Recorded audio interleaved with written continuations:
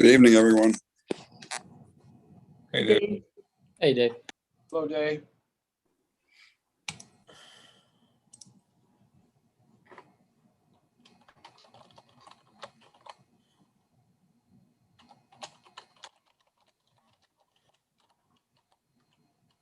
Okay, we're starting right now. Everything's live.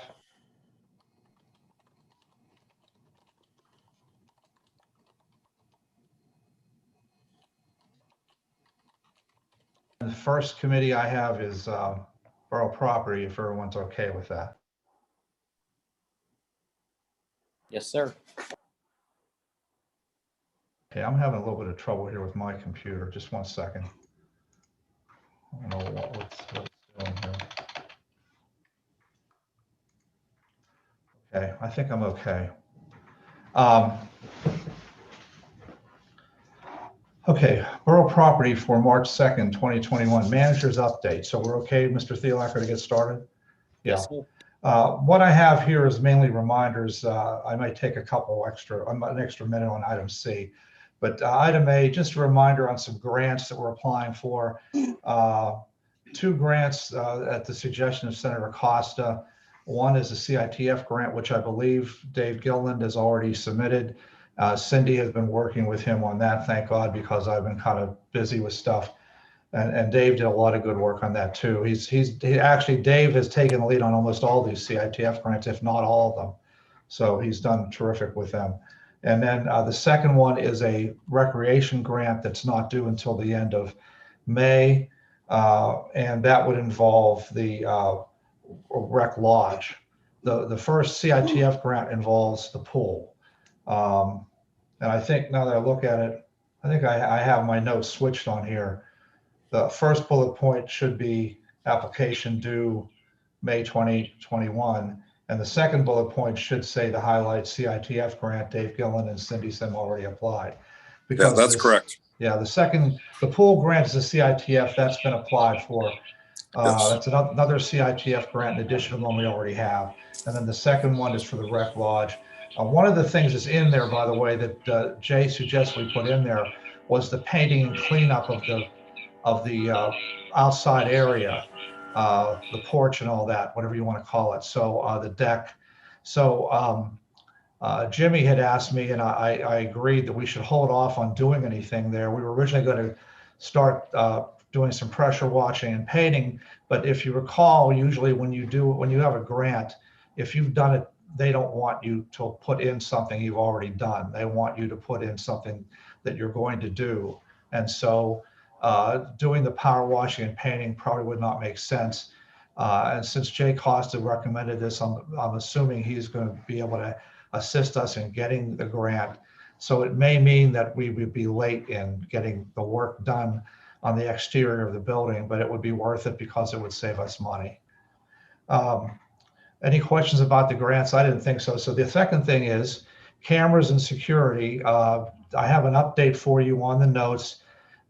Really everything is pretty much the same. We're still waiting to get some feedback on the public works cameras.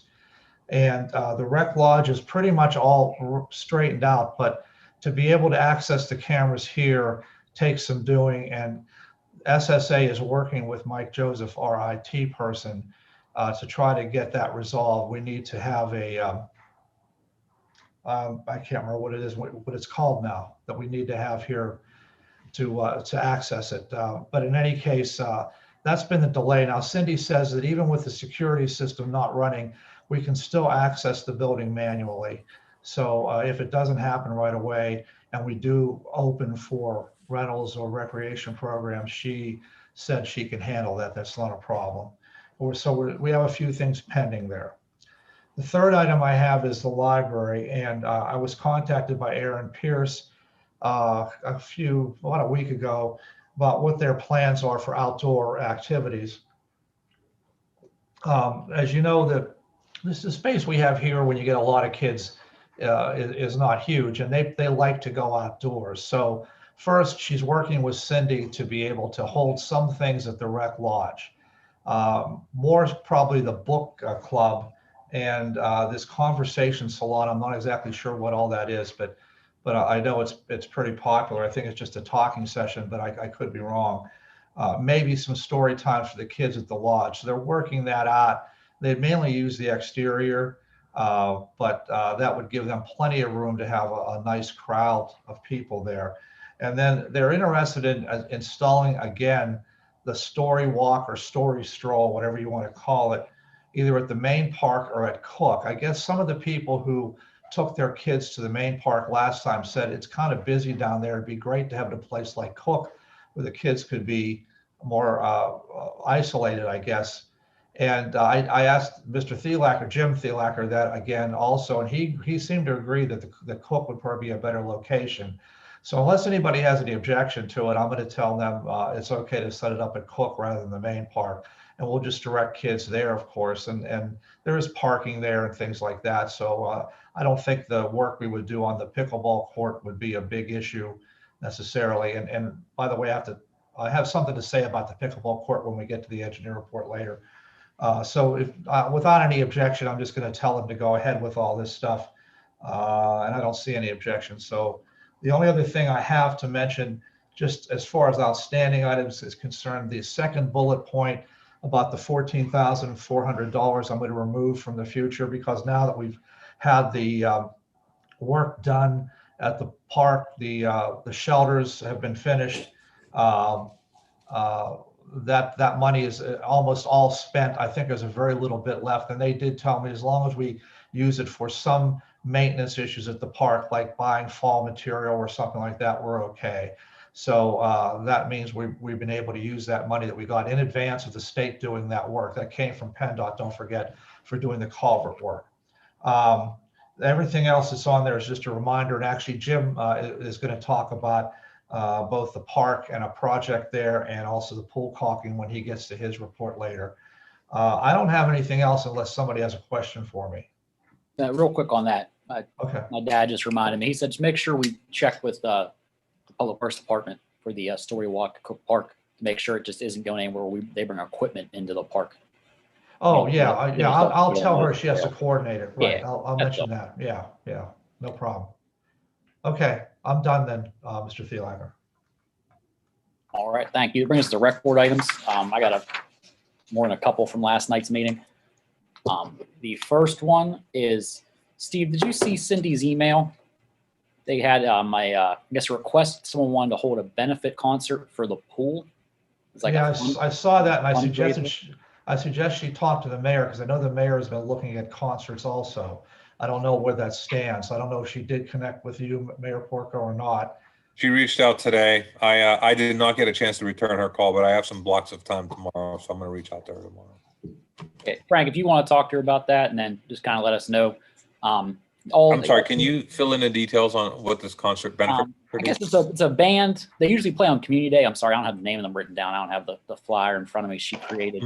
I guess they wanted to have a benefit concert for the pool. All the proceeds go to the pool. Would be like $5 to get in, or like, maybe like just whatever you can donate. All outside, obviously, with a limit of people following all the guidelines. And they were looking to have it at the end of May. Kind of didn't, whatever everybody's thoughts are on that. I mean, if they're following all the guidelines and they can make it work, I don't have a problem with it.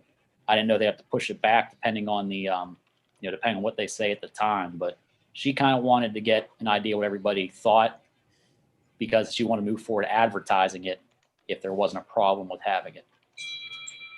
And I'm sorry, who is it that wants to hold it? I can't remember the name of the band, but I guess they got a hold of Cindy, and it'd be for the pool. And I guess they have a plan for the pool staff to help run the event. Oh, the band itself wants to have this band. Yeah, I guess the band itself is going to do it as a fundraiser for the pool. Some of the pool staff members would help facilitate it. No one else would have to do anything. For my understanding. Would they do it at the pool lodge, or would they do it down in the park? Well, I guess talking about doing it at the rec center. I guess having the band up on the exterior area, and then people could kind of be in the kind of open area around it, I believe is what they're planning on. I don't have the full kind of set of details. I just got a little information and was asked to bring it up tonight, see if they can kind of move Do you know what date they're doing? Do you know what date they're doing? Or is it the 21st, that Friday? They're just targeting late May. I think they don't have a firm. It was the 28th, I want to say. Okay, I saw that week after. All right. Yeah, the farmer's market opens on the 21st of May. So there will already be people down in the area. If you wanted to, coordinate, they could make sure that, the farmer's market could promote it. They could promote it at the farmer's market too. Mhm. So Gotcha. I guess we just need to figure out if it's okay for Cindy to move forward with the planning or what we want to say. It looks like Steve has a concern or. Yeah, no, she didn't have a name, but she said there's a Forest Hills resident, Mark Sullivan, who is a member of the band, and the album cover for their latest album, I guess, or their first album, was taken at the Westinghouse field apparently, but she didn't have a name here. She said there's a Facebook page they have, but she also didn't. She didn't attach the information to mine. I guess she attached it to the stuff she sent to the rec board, but I don't have the information attached here. Yeah, I'm familiar with the band. They actually played at the Community Day, right? one of the Centennial Celebration events we had last year. So I mean, the band's well known, and I think it was Mark's boy that actually did that Boy Scout project to Eagle Scout project rather to renovate the one park on Avenue L, I think is what he did. So yeah, so very familiar with them. To me, it just comes down to, I guess, just a little bit of coordination and just I guess working together with Cindy. My only concern is their flexibility because of COVID restrictions at any given time. Like sometimes they uptick and sometimes they downturn. Like we just recently had a relaxation in standards from the governor, I think yesterday, right? And then I guess the other question we just need to think through is just, do we cap it or do we try to have it and just spread it out amongst, trying to spread out people socially distance? So, yeah, I guess the current thought was like the limit for an exterior event up there would be 150. Right. Currently, I think that was before yesterday. I'm not sure what it went up to technically now and what it could be up to by the time the end of May gets here, So I guess the biggest thing was kind of just, hey, is it okay to start planning it and move forward and we can. Yeah. I'd say, yeah, let's start going for it. I'll reach out to Cindy tomorrow just to kind of, and as long as we're kind of, again, adhering to the existing guidelines and we can kind of go from there. Because it will require some time to start advertising it and putting it on our website, etc. It sounds good. Thank you. That kind of leads me in my second question that I had from last night is, so far in the Tree City Times and everything, we're kind of advertising that the pool is going to be, full steam ahead per se for this season.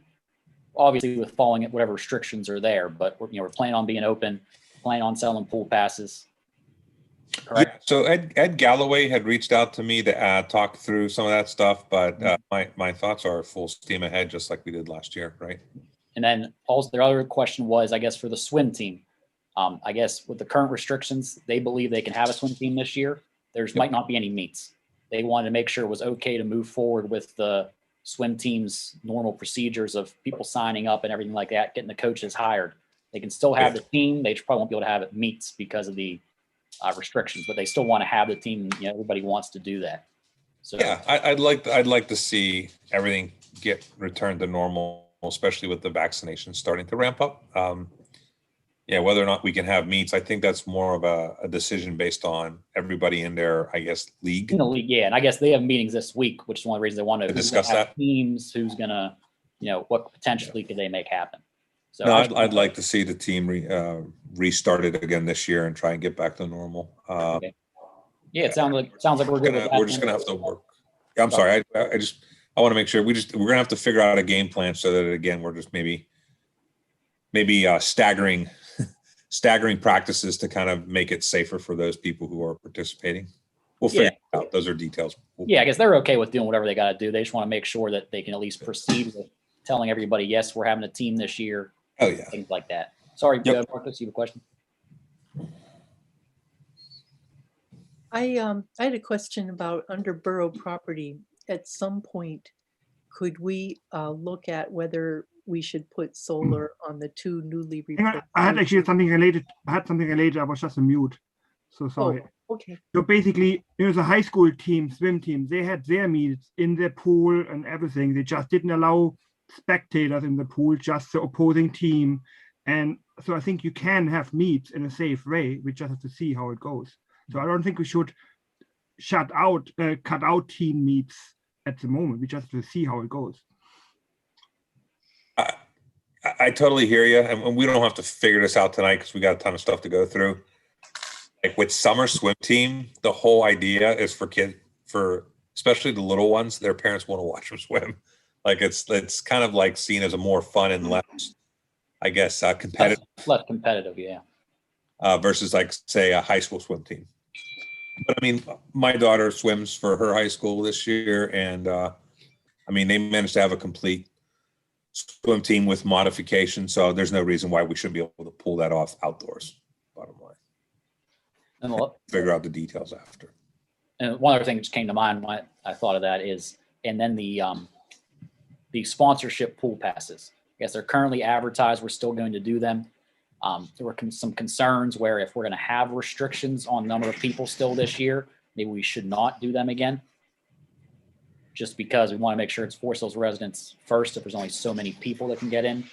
So I would say let's TBD that and maybe just get like a quick meeting between. At least leave it open for now. We still have time, obviously, but maybe not sell them yet. I would say TBD on the sponsorship, and let's see what we come in with in terms of our own residents first, in terms of buying passes. All right, sounds good. We can even just pull together a quick call with members of the rec board, yourself as the liaison, myself, and maybe Keith Morris, our emergency coordinator, and kind of think through that a little bit in detail.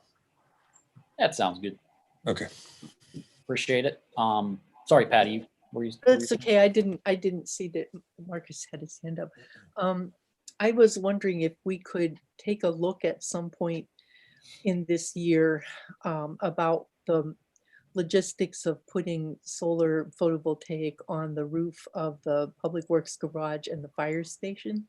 And preparatory to do that, it would be important to know what their annual use is, their plug load. I was hoping to get all of that data out for another purpose for our climate plan, but I haven't been able to go in and dig it out of the folders. But sometime in the next little while, I think we should be able to do that and then get a non-paying estimate of what the solar array would have to look like to meet the loads in those two buildings. And then we can talk about whether it makes sense to do that. Would that be something you'd be interested in pursuing? Yeah, I mean, would it be Dave? Would you Dave Dave would have to help me, yeah. Facilitate something like that? Yeah. Yeah. Yeah, because if we know what the average electric load is in the building over the year, and even if we had it on the month, I would basically need to graph out the electric bill for a year. And I think if you get any given, if I know what account it is when the Duquesne light bill comes across the desk, you can kind of take a picture of that plot and kind of figure it out. And then we can see whether it would make sense to do it if we have enough roof area and if we have, what the cost might be. I have checked to see whether there's a grant program that funds public buildings. They only do commercial spaces. The Pennsylvania CPAC program is only for private businesses. They don't have a program for public buildings, so we'd have to seek a grant for it somewhere. But it would help to know what we're looking for because, you don't know what the cost is if you don't know how big it is. So you don't know how big it is if you don't know what the load is. So if we can just start by getting the load tied down, then that would probably make the most sense to start. Yeah, we can get that. Okay, so Dave, I might get you to help me dig through that stuff because I don't even know where to start to look. The files are so wacky up there. Maybe you could, help me call the power company, figure out which account it is and get the right numbers for it. Sure. Thank you. Thank you. Then Dave, that brings us to your report. Thank you. First item, the bids for the electrical upgrades at the pool lodge will be open March 15th at 11:30. They will be opened in the parking lot in front of the municipal building. And I will have the results for your March council meeting on the 24th, I believe it is. And I'll get Steve recommendation if it's within budget. So if council wants to award it at that time, we can. Second item for under the pickleball court, we have included the resurfacing of the old tennis court at Cook Park to convert to pickleball with our 2021 paving project. I wanted to clarify, I don't remember from last month, are we eliminating basketball at that facility? I believe that was the direction I got, that we wanted to make 2 pickleball courts and eliminate basketball. Yeah, we haven't fully decided on that yet. Okay, well, one of the items under this contract is to remove the pools that are there, the tennis pools that are in the asphalt. And so I would need to know before we pave which pools are coming out. If all the basketball pools are coming out, then we need to know that, because that's in this contract to pave. Now, the new pools are not. Well, we can add it if you want, but I would suggest that be done separately, because it's going to be, that's not something that the contractor, the paving contractor, would specialize in. But we can look into that. If you make, whenever you make that decision, let me know. We could take it from there. What's the hard date you need to know that by, Dave? Well, bids are opening on, let's see here, March 24th for paving. I don't think the contractors are going to complain if we ask them to cut out a couple, because it's basically just going to cut them off when after they were probably a little bit below ground level, and then pave over the whole thing. But getting rid of the existing posts, whether it's 2, 4, 6, or 8 or whatever, is not going to be a big issue with the contractor. Okay. If we want them to put the new posts in, that would be an issue, or we could always put that in later. Yeah, we can always wait for the new post, no matter what. It's not going to be the end of the year and then you have the winter. So realistically, put them back up in the spring. Yeah, and realistically, we could wait until they actually are ready to pave, which probably won't be until at least May. I'm guessing maybe June, because we're doing Braddock Road. I don't know whether there's a lot of school bus traffic on the road still or not. I don't have any kids in school, so I don't know whether they're having in-school classes at Woodland Hills or not.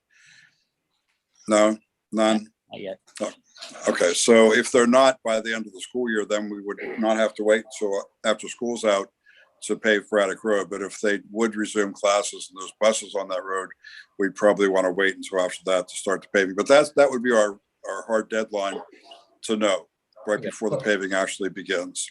Let me ask something about pickleball, okay? Good, Steve. I know, first, I know they're doing a survey that was to determine, I think, what people preferred as far as what was on the court afterwards, one court or two, one pickleball court or two. But I had a call from a resident today who said that apparently some people have gotten that survey who are not residents. I guess some people who like pickleball have spread the word, and he was concerned that we would, would we be able to close this court off to residents only?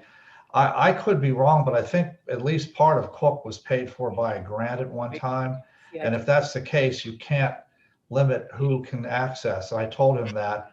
I also said, I mean, how many people are going to come from Plum to find Cook Park? I mean, he said there's a rabid group of people with pickleball, especially seniors. And I know that's the case. I've heard that over the last 4 or 5 years.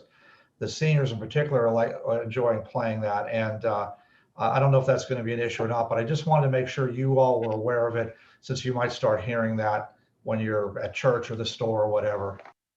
Yeah, they talked about it last night, the rec board meeting actually too, is they think it's kind of going around to some pickleball groups. But yeah, no, Patty, answer your question. We instructed the rec board to look into it, conduct some research, and kind of come back to us first, see what they thought, go from there. Their survey closes and they're April 1st, and they're going to talk about it, think about it. I'll have a better recommendation from them. Yeah. I think that's more next month. So maybe next month we can make a decision. Yeah. I thought we had the question, do we keep one basketball court and one pickleball court, or do we go to 2 pickleball courts? Yeah, I Correct. didn't know if we'd made that determination yet, so I just wondered if there was any further information. No, that's part of the survey. And there's still basketball at the main Forest Hills Park. We're not taking that away, right? There is, but Right. don't forget, right now that's closed. We don't have the basketball course open. Right. Okay, anything else on pickleball? no. Okay, I'll continue on. I have one more item. As Steve mentioned earlier, we did submit a CITF grant application for improvements to the pool and the lodge. The Redevelopment Authority of Allegheny County usually awards these grants at their May, June, and July meetings. That's what they've done in the past. So I'm anticipating that that would be the case this year also. If we're not on the agenda for the May meeting, don't fret, because we could be on June or July. If we're not on the July and that's the end of it, then we won't get it, but I'm pretty sure we will. So I'll let you know when that comes up and if we get approval of that grant. And that's all I have. Sounds good, Dave. Thank you. Thank you. Moves us to the foreman's report. He's right here. Yeah, I just have a couple things real quick. The first thing is the Boy Scouts want to do an Eagle Scout project at the main park, and it's on the bathrooms. And what they're going to do is they're going to clean, pressure wash them, and then paint them. So I basically told them it was okay. It'll be when it, after soccer season and once everything warms up. The second thing is the fence at the Westinghouse baseball fields. I'm going to get 3 quotes. And also right behind the lodge, we have some damaged fence from trees falling. And Steve, we have money in the capital improvement budget at $15,000 for 2021 for fence improvements.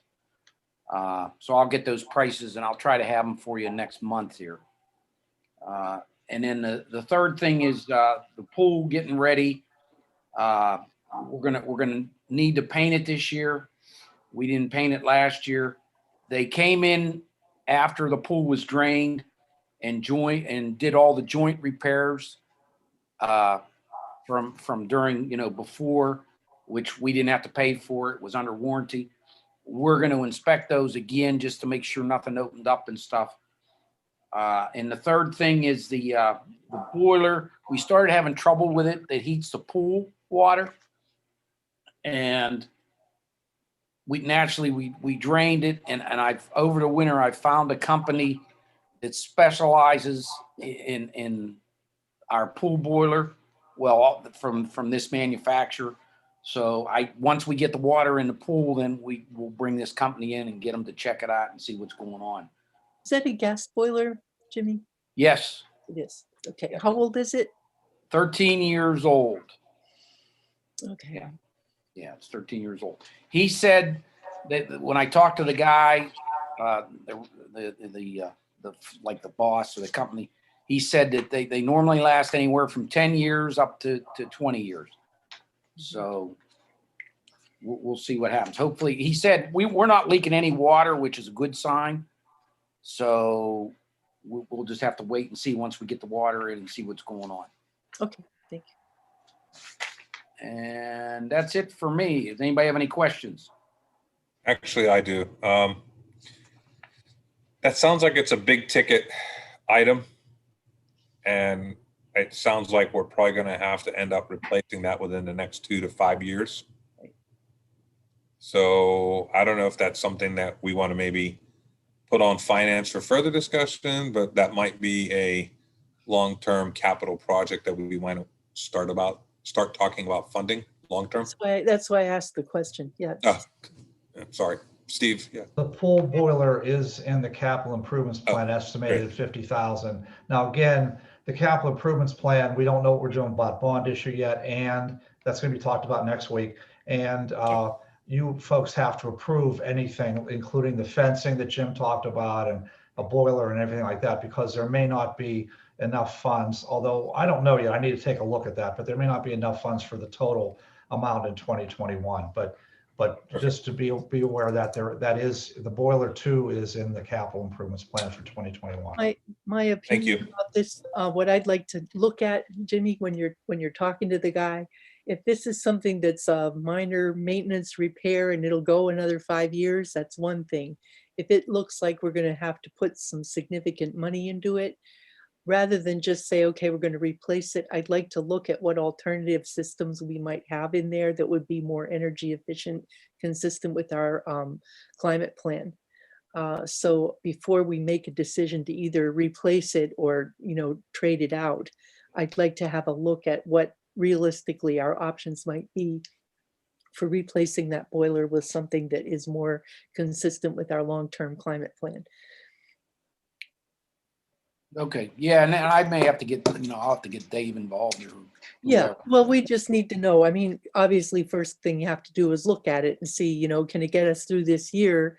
Is it, duct tape and chewing gum, or is it, you got to replace the whole thing? So I know there often these things are just maintenance issues, valves or something, and that's not a big deal. But if it turns into being significant mechanical failure of some sort that would indicate a replacement, at that point, I'd like to look at what all our options are before we just automatically replace it with something just like it is. Sure. Okay, thanks. All right, I think, anybody have anything else? Yeah, just one last thing. Sorry, and I'm sure Steve's already gotten on this, but I talked with Barry Layton today, and we've agreed to go ahead and just open up the fields for soccer, which probably means, I don't know, maybe that's Jimmy Thielacker's area, but we're gonna have to, make the appropriate orders for like porta potties, etc., for the field. So I don't know, maybe Wendy does it. I'm not even sure anymore. Yeah, when's that going to start, Frank? What? The season normally starts like that first weekend in April. I'll confirm it with the Woodland Hills Youth Soccer, and then I'll let you know. But we're definitely going to need, we definitely need the porta potty johns down at the main park for sure. And then I don't know, I don't recall if you order them for Cook or not. We put one up at Cook and one at Forest Hills. Okay. Yeah. So I'll get back to you with a date, but plan on the first weekend in April for sure. Okay. All right. Thank you, everybody. All right. I think that's it then, Steve. Thank you. Okay, give me about 20 seconds. We'll go to Public Works.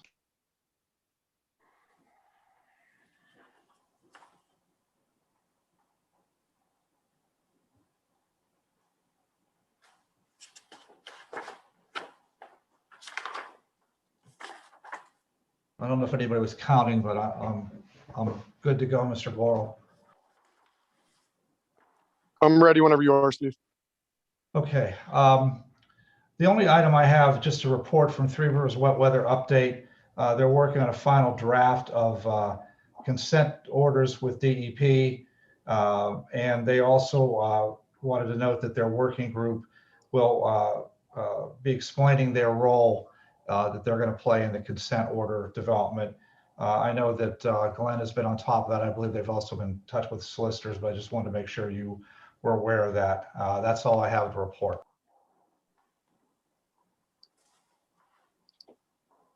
Okay, Dave, engineers report.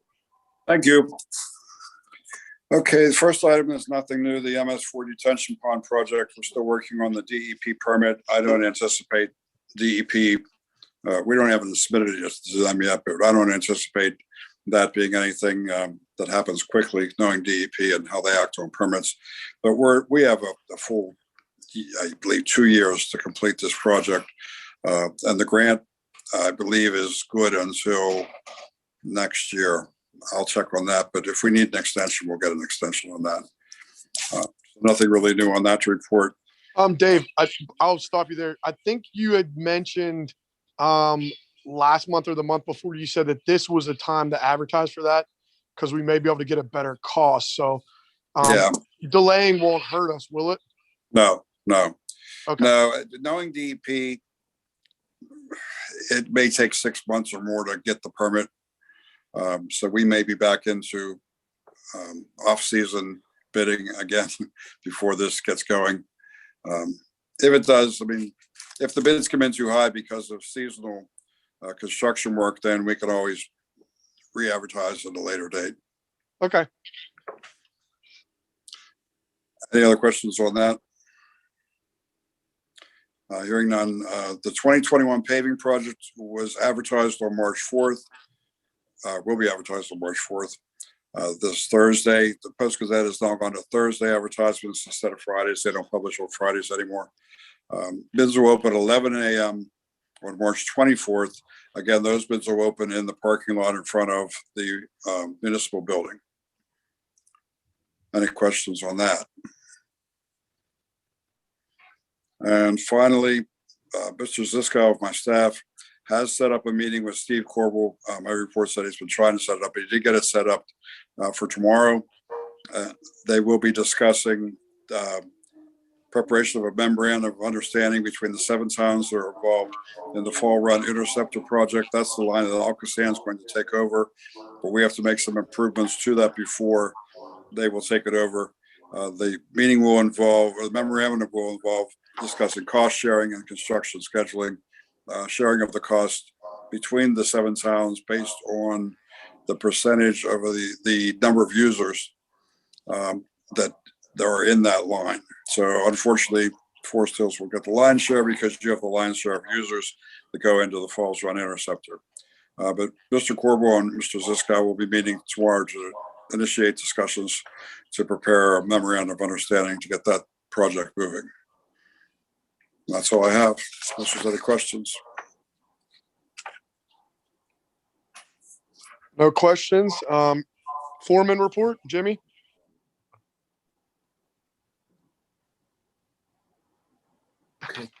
Yeah, I got 4 items. I got our list of projects for March. If anybody has any questions, please speak up. We started working today. We got a bunch of the decorative lights out on Long Yardmore that have gone out with the bad weather, and we have 2 poles that we're going to replace. We have them. We have some spares, so we started working on that now. So hopefully within a week we'll have everything working out there. The second thing is I would like to get authorization to replace our 2008 4-wheel drive pickup truck with a snowplow. It's truck number 72. It's in the capital improvements plan for 2021. You'd probably want to do a 5-year lease. We would sell the old truck on municipal bid. The approximate price with everything, give or take a little bit, is right around $51,000. We had $67,000 budgeted in the 2021 plan. The next item would be authorization to purchase a 4-wheel drive John Deere riding tractor, which we use at the swimming pool. We use up at the Westinghouse Rec. We also use it on the medial strip, but we do a lot of our hills with it, all our hills with it. And the old tractor is 16 years old. It's starting not to run right. It's just getting worn out. We would sell it also on municipal bid. The approximate price is $27,882. We had $30,386 in the capital improvement plan for 2021. On that one, I don't know whether you'd want to do a 5-year lease. I talked to like Steve and Wendy, and in that one there, you might want to buy just outright and not do a lease purchase plan. We'll get a little bit of money on selling the other one. I don't have an idea yet. I'm thinking maybe 3,000, 4. I'm not sure. And the last item is if I want to be able to hire a couple summer help this year. Probably just 2, possibly 3 to help us. So, and we'll be following the COVID guidelines. So if nobody has any problems with that, that's all I have. Does anybody have any questions?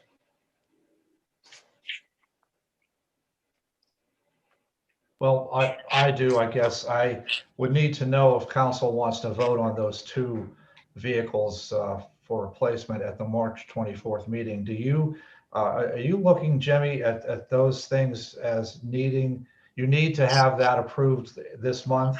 Or is that something that council can talk further about or what have you? Yeah, I'd like, we're going to need the tractor. I'd like to get the tractor for the startup of this year's grass season. And the truck for Cova, they're still way behind. From what I understand, this pickup truck, if we get the order in, it's probably, it may take about 5 or 6 months to get it in. And I'd like to get it in before winter time here, next winter again. You know, by the time we get it all set up and stuff. Steve, can we put this on finance for next week? Yeah, I can. We can talk about it at finance, I think. Okay.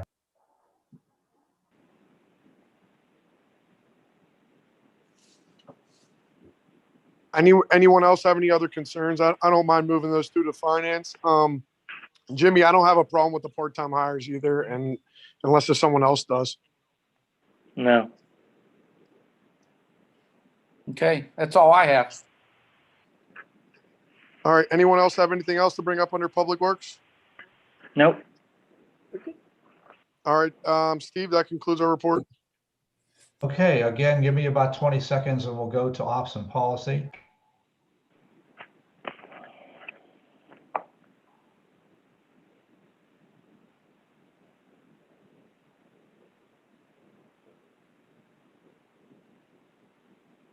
Okay, Mr. Lawrence, I'm good. If my kids All right, go ahead, please, sir.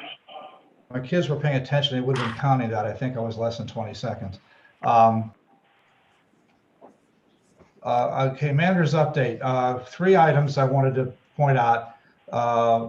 First, with the office. Now, I'm just starting to look at when we might reopen.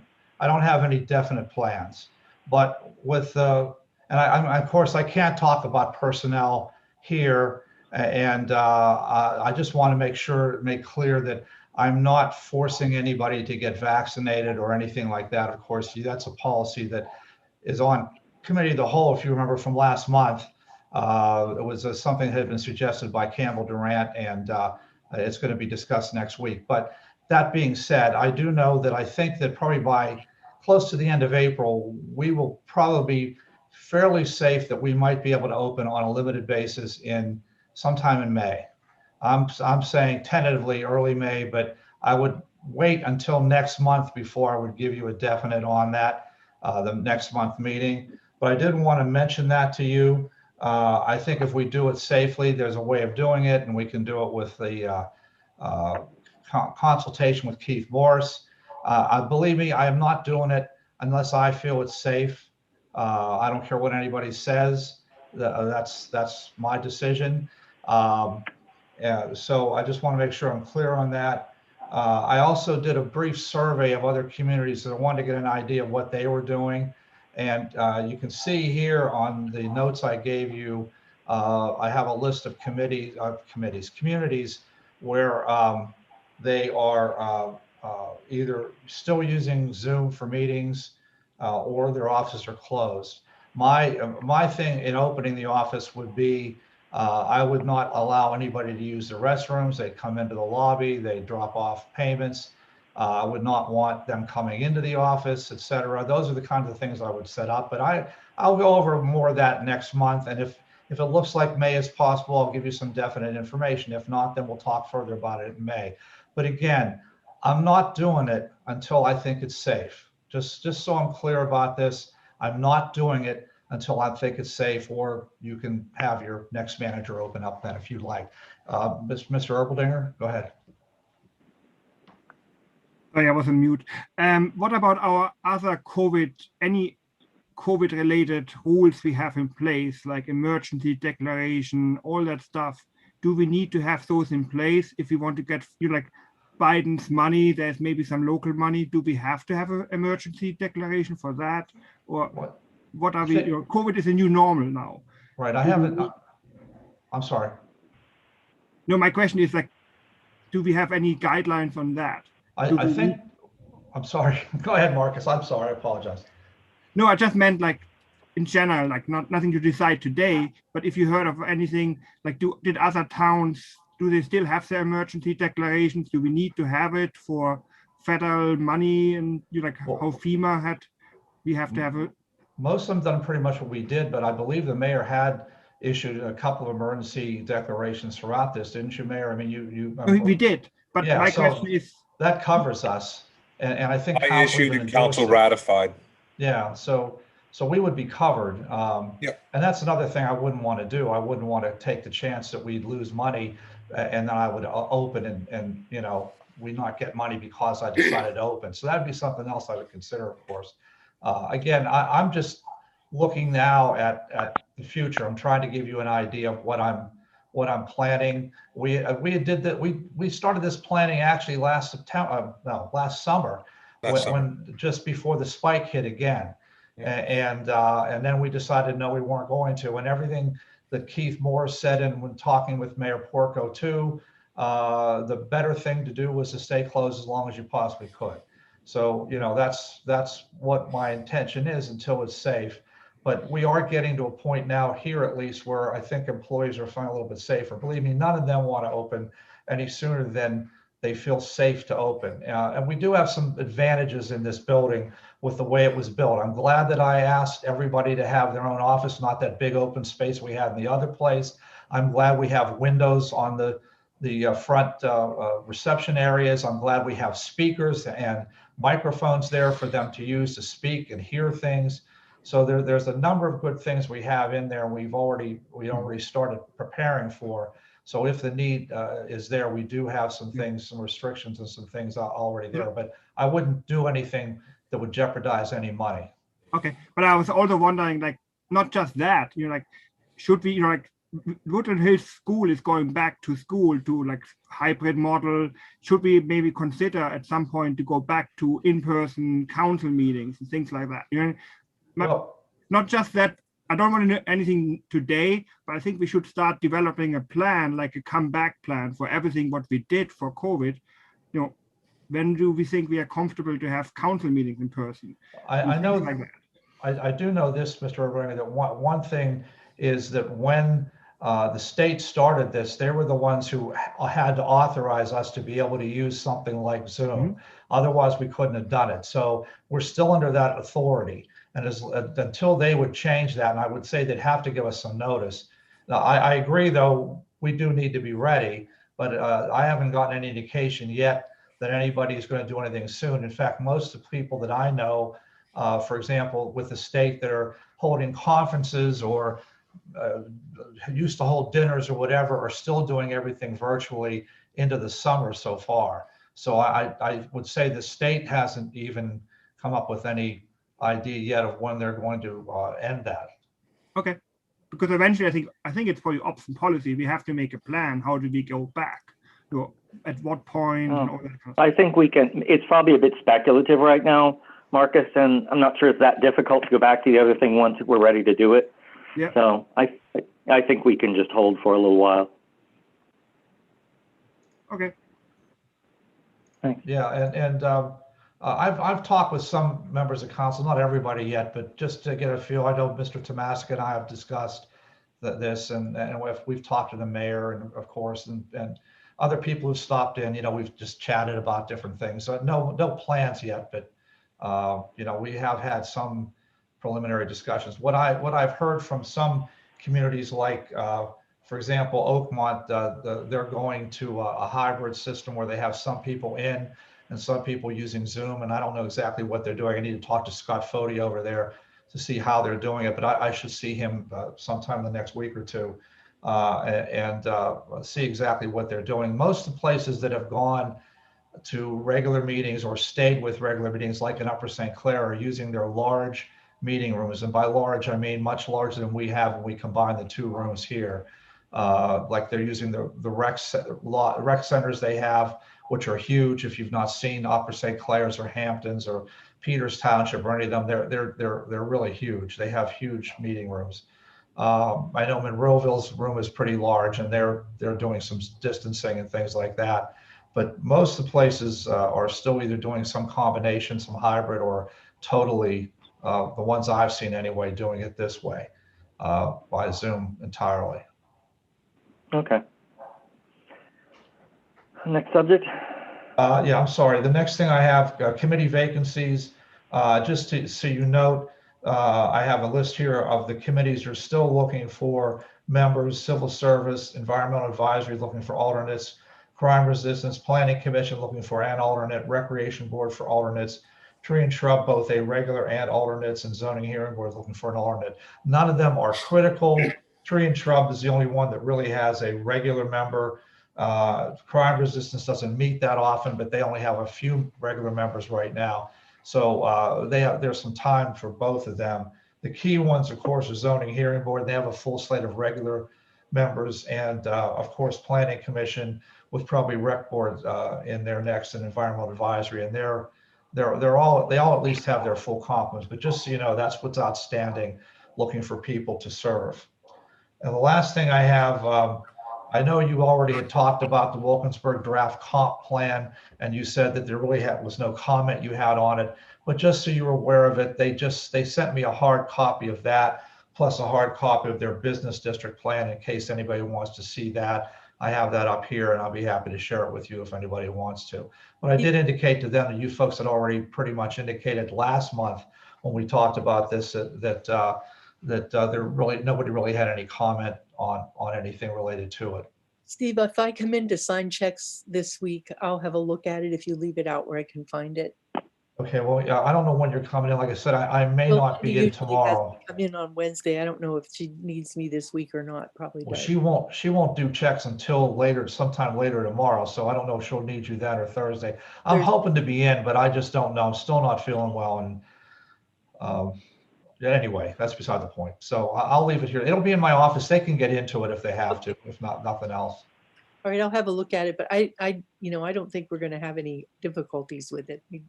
Okay, it's on my desk in the office, my main desk here. I don't have anything else to report if you don't have any questions for me. No. Okay. I think everyone's aware we have an internship through the LGA program. Angelo and Steve Morris and I have met. We're putting together a job description so that we can handle interviews with that intern, and we're putting together a structure for handling the work that they will do and supervising that person. And that's, I think, all to say on that. Anything else on that? And then I believe Mr. Tomasic has a request under ordinances and procedures. Yes, thank you, Mr. Lawrence. At the last council meeting, I witnessed one of the most bizarre statements that I have ever had at a council meeting since I've been here, which was made by Mr. Roman, who owns the Roman Bistro. Instead of admitting that he did not follow our ordinances, that he did not use due diligence when digging into a slide-prone area, that he didn't get a permit, all right, that he removed property that did not belong to him. And instead of just saying, yeah, I made some mistakes and I'm here to make it right, he points the finger at the borough. He made a statement about Jimmy Thielacker and Dave Gilliland, both who are here. Now, Mr. Corbel questioned those two gentlemen, and so did I. And their statement is completely at odds with whatever Mr. Roman stated. Is that correct, gentlemen? Dave, Jim?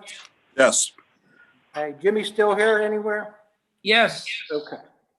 Now, regardless of the interpretation, his interpretation, it's no defense of his actions, for his actions, because everything that we have in terms of ordinances is on our website.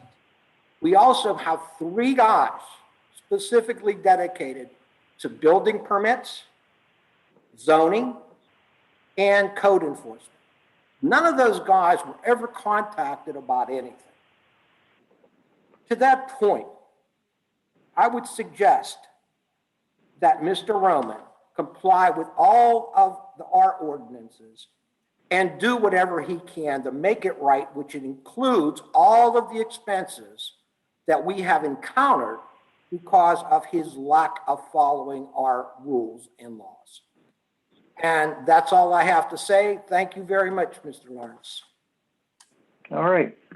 Anything else? I think that's it on the agenda unless there's anything else. And I believe that concludes, and we can move on. Thank you, sir. Thank Hey, you. a few seconds and I will move to public safety. Just give me a few.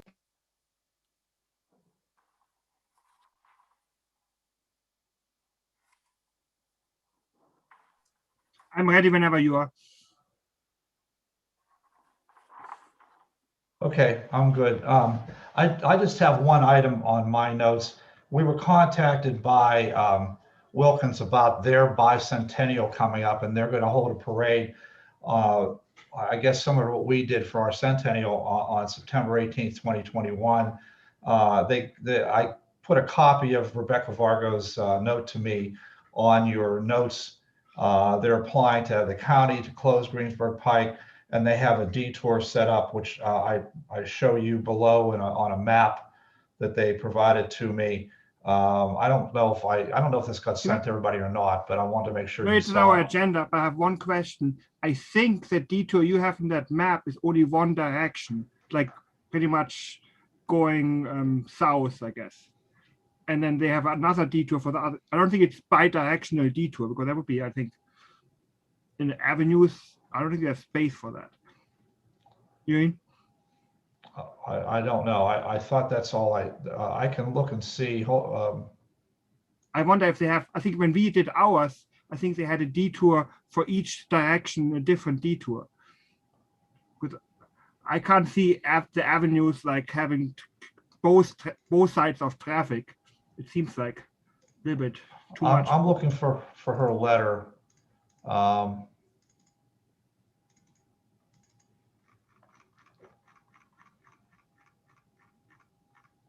Which I have here. Just give me a second. Oh,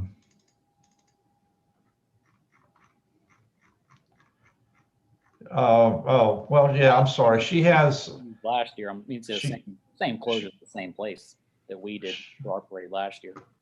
But did we have it like both ways going through the avenue? yeah, she does. I don't know if you can hear me. Can you hear me? Yeah, we can hear you.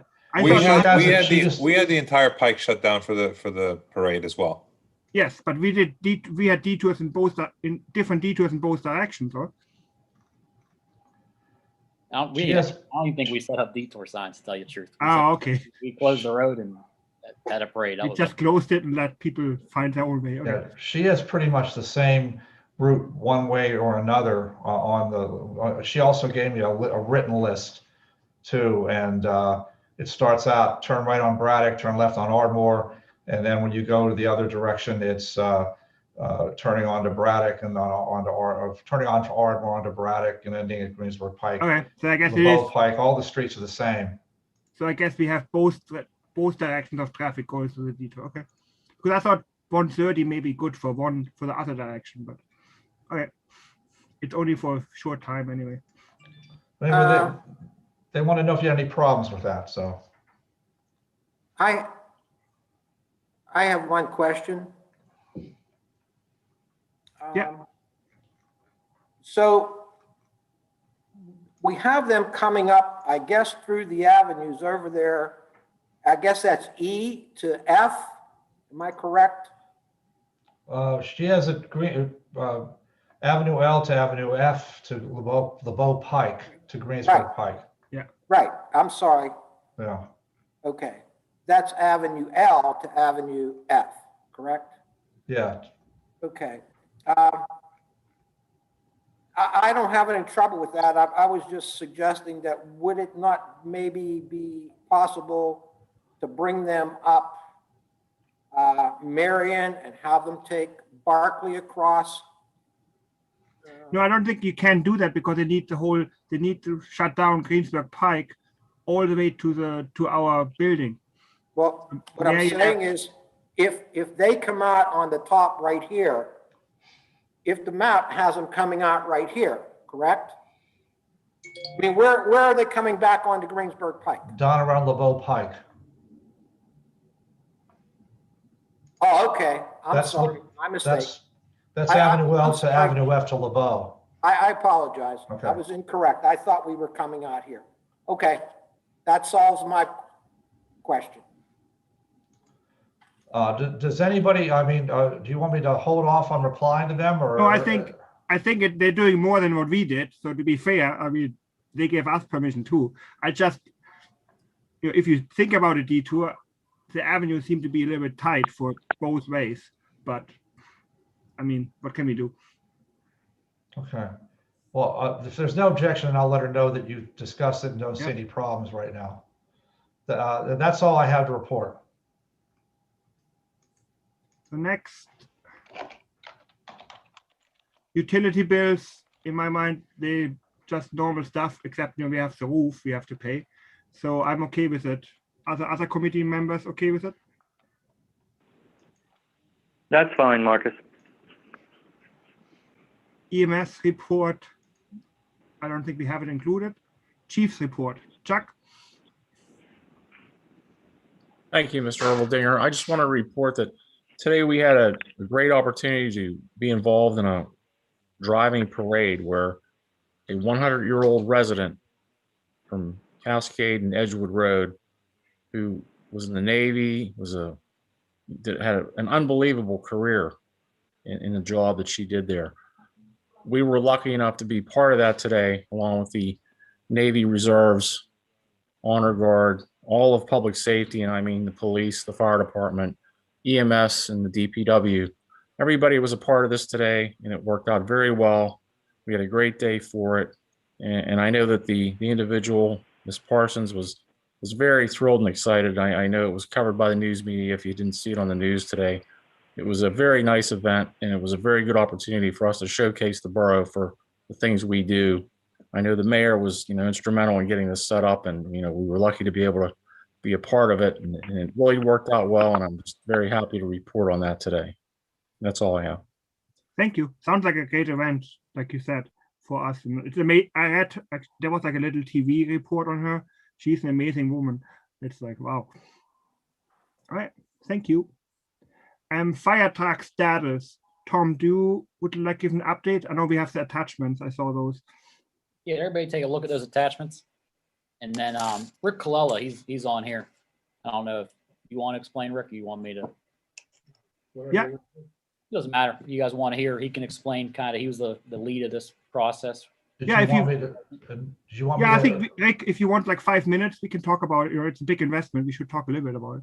Yeah, if you guys want to bring Rick in, I'll mute. He's okay. He's here. If he wants to unmute, go ahead, Rick. You can talk.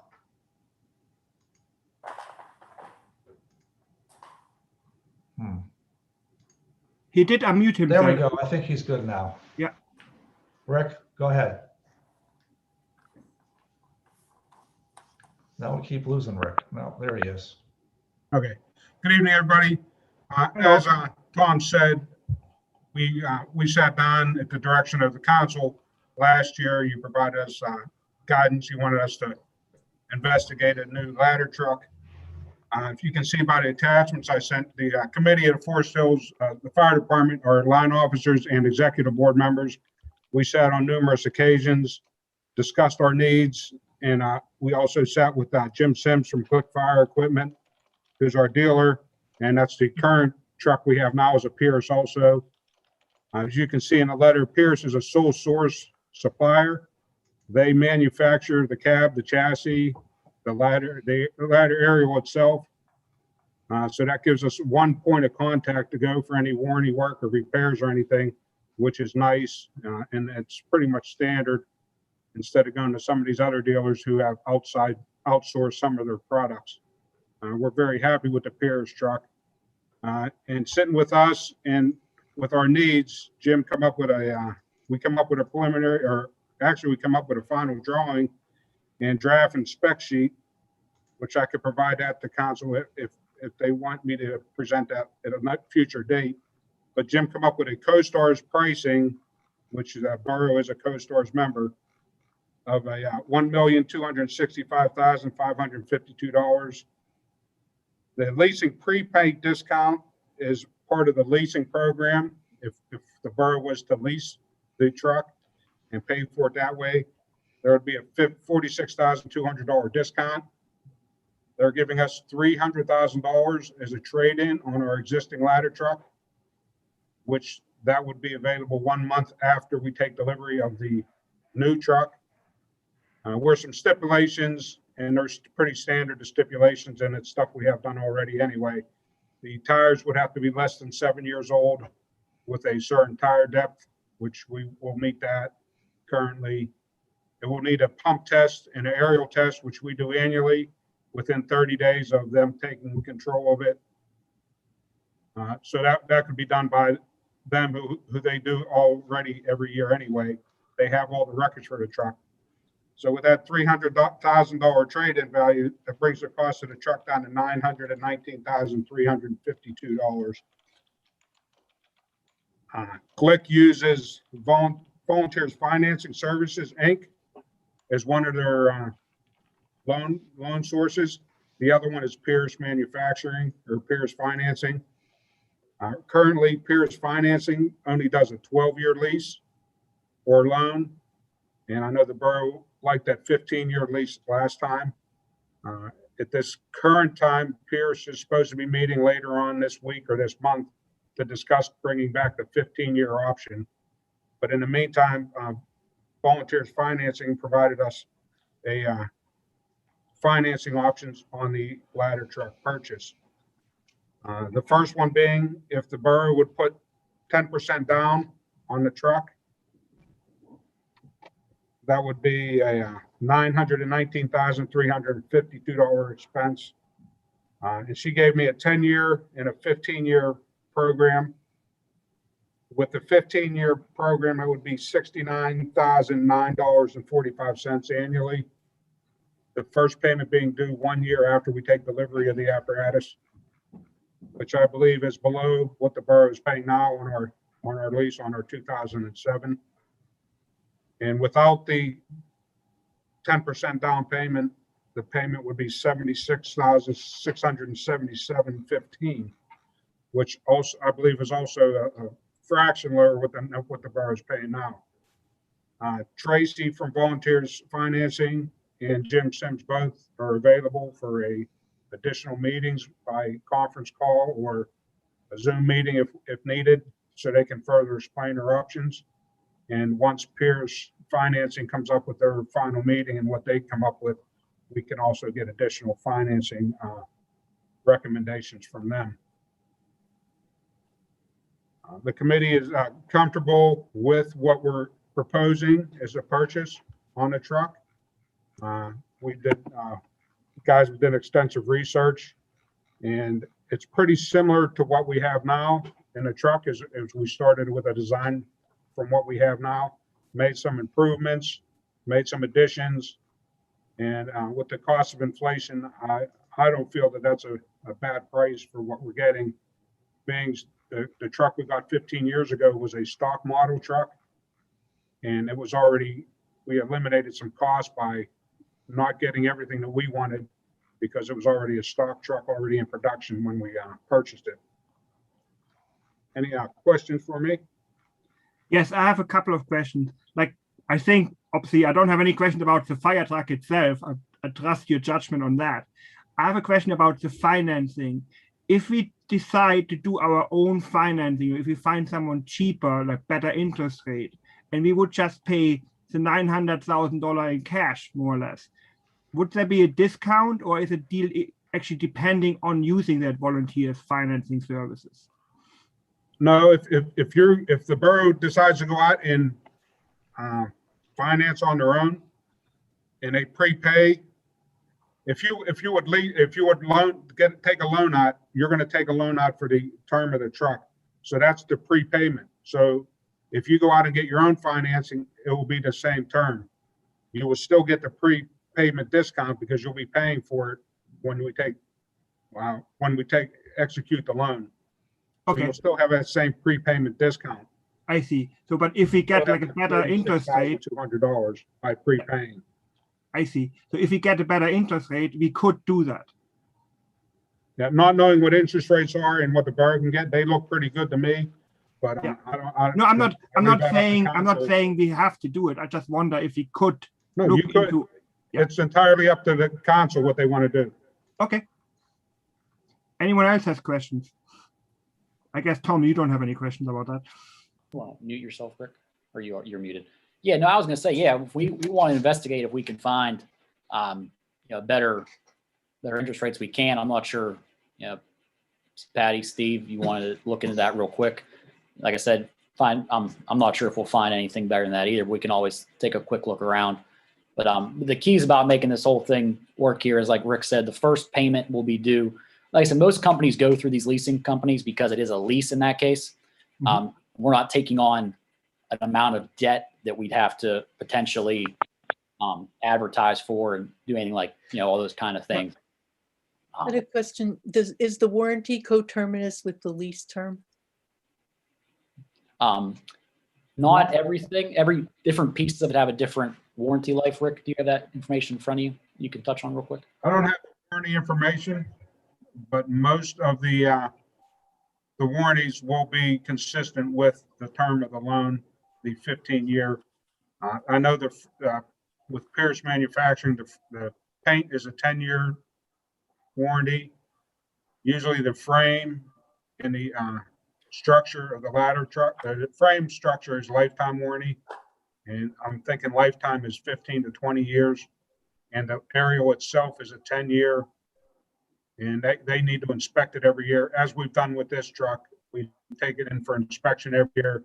They inspect it to make sure it's being maintained properly, and they do the maintenance on it. So that extends the life of the apparatus, because the manufacturer's rep is maintaining the truck per their specifications. Would that I'll probably get those answers from Jim. Would that warranty also apply if we financed it through somewhere else? Or is the warranty contingent on their finance? That's the Pierce warranty. That has nothing to do with the financing of it. Okay. But I have the feeling the maintenance we did on the old truck is the reason why we're getting $300,000 for the old truck. So I think we should definitely keep doing that. Yeah. The care of the the fire department puts in the apparatus, ensuring everything is taken care of, definitely has helped in getting that price. I mean, to tell you the truth, I've been monitoring used apparatus prices, and I'm surprised they offer us that much money. I mean, if you see it, it looks like new to me. Truthfully, it still does. Like I said, the new one will look pretty much the exact same, give or take a couple of things. But I was saying before, like Rick said, the last payment is due. The first payment's due 1 year from when we take delivery. So we'll make the last, if we get this done this month, hopefully we can get it ordered officially. Production time 13 to 15 months. 1 month when it's delivered, we'll make the first payment. So next year we'll make the last payment on the current truck. Roughly around the same time we should take delivery, trade in the new one, and then we'll have that payment next year, or the following year. That first payment on the new lease would be due. Like I said, Patty, I don't know if you want to talk about our finance next week. If you guys, Steve, that was actually my suggestion. We should, if Jack agrees, we should move directly to committee of the whole, maybe even, and just approve it, all of us in one go, and then move it to the business meeting. To me, it looks like. Yeah, I just didn't know you talk about financing things. If you guys want to look into them this week, maybe I don't know how long it takes to get things like that together from other, Steve. Next week, if there are any other options, potentially bring them up. I had mentioned to Wendy that we might need to take a look at it. I don't know if she started anything or not. She was out today on some personal business, but I can check with her when I see her. Or I'll email her. All right. And the only other thing on this side would be, for some reason, if anybody was interested in that 10% down to save monthly, yearly, I don't know. We could always do it. I don't know. You pull the money from the bond issue or something like that. Because there wouldn't be enough money in fire fee to make that 10% payment. So maybe finance wants to talk about it. Like I said, that really, to me, it kind of 6.5 doesn't. Mr. Yeah. Bill, you have something? Yeah, I would just like to state that we should move this along as quickly as possible. Committee of the whole, get it approved. It's going to be hard to beat that 2.94% rate, I think. And then you don't know what fees are associated with and so on. So I would like to get moving on this thing. I think it's a very good position that we're in. And we should just look at the end of the payoff and see when the delivery date is to see if we can fudge some of that a little bit in terms of that 91 or that 10%. We might have 50,000, who knows? Okay, but it can affect the level of the payment on an annual basis. That's all I would suggest there. So yeah. I suggest we move it on. Okay, so basically staying with volunteers, I guess it makes sense, volunteers financing service, they know they all work together, so it will be easier, I think, rather than having a completely new party at the table. Okay. The other thing is there's only so many people that finance fire trucks. You know, yes. Kind of a real small ball game there. No, I think it's a good point. We should stay with that 15-year deal like you have in your attachment. Anybody else have any questions on that? No. I just before we sorry, go ahead, Patty. Is it possible to pay less than the cash down total? It's 10% or nothing. I'm not Rick.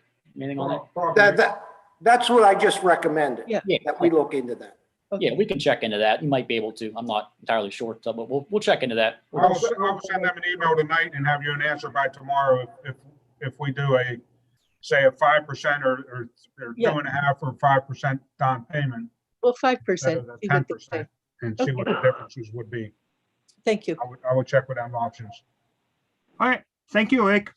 I just want to, while we wrap this up, I just want to thank the entire truck committee from the fire department, all the executive officers, all the line officers, specifically Rick Colella as well. He was the guy, driving the ship on the fire department and working with Jim and getting everything together. So just want to thank them. And so thanks, everybody. Of course, thank them. Yeah, all right. Thank you. Marcus? What? Before we move on, I would like to make a statement. Okay. First of all, I think this is a very positive thing that we're doing. But the 15-year thing was basically what we anticipated long time ago, about 15 years, even longer. Mr. Morris and I was the finance chair, cobbled together a refinancing of our bond issue to buy the present fire truck because we were asked to do so. And that was the only way that we could do it at that time. Of course, council was involved, all right? But we knew that it would only pay a portion of that fire truck at the time, and that we were going to have to institute a fire protection services fee, which we did, to pay that truck off and have it in the future. And we had some problems in terms of people accepting what we did as council. But I believe that this particular fire protection services fee has served us well. A few years after we did that financing, all right, I think, Marcus, you may have been president at the time, but I'm sure you were on council. Frank was definitely on council at the time, Bill Burley as well.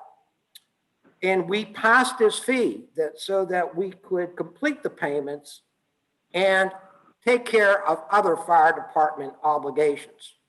So that money is in there and it always goes to take care of the fire department. As I said before, I believe it served us well and right now puts us in a very favorable position to trade and buy up as we are doing right now. Again, I would like to thank all of the council members on our end, as well as the fire department members who participated on this. But I want to thank all the council members that passed that, okay? And I want to thank Jim Thielacker because he was the only person who came to us at that time and personally thanked us for the purchase of the truck and the dedication to the funding of the volunteer fire department. With that, I thank you very much. Thank you, Bill. Next is Wilmerding Police Services. They sent us a letter, which is in the attachment. And I personally, I don't know, I can't see any way how we can do it, but I would like to know from Chuck if he thinks there's any feasible way to do that, to provide police services to Wilmerding, which are not even connected to us, and we have the deep valley in between us. Chuck, do you have an opinion on that?